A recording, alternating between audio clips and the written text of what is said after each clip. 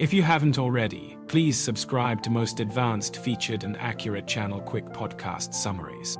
Stephen Bartlett starts the conversation by asking his listeners to subscribe to the show. He then introduces his guest, Paul Brunson, a husband, father, son, brother, cousin, uncle, mentor, and mentee. Paul is also a matchmaker and the author of 2 books, Find Love and Keep Love. Paul shares his background in matchmaking, starting his agency in 2008, and how it evolved into counseling and coaching for couples. He also mentions his work with Tinder and hosting reality TV shows. Paul explains that he's been in the relationship business for 17 years and has seen a lot of changes. Stephen asks him to give an overview of the current landscape of relationships, and Paul shares that there's a small percentage of people who are highly satisfied with their relationships, but 80% are more dissatisfied, upset, and confused than ever before. He attributes this to the fact that people are requiring more from their partners and leaning more on them for emotional support.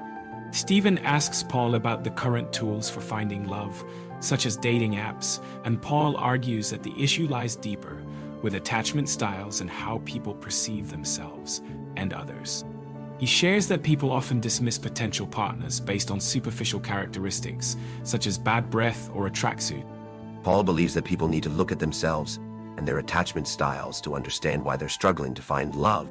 Stephen wonders if the more dates people go on, the more reference points they have for comparison, making it harder to find someone who meets all their criteria.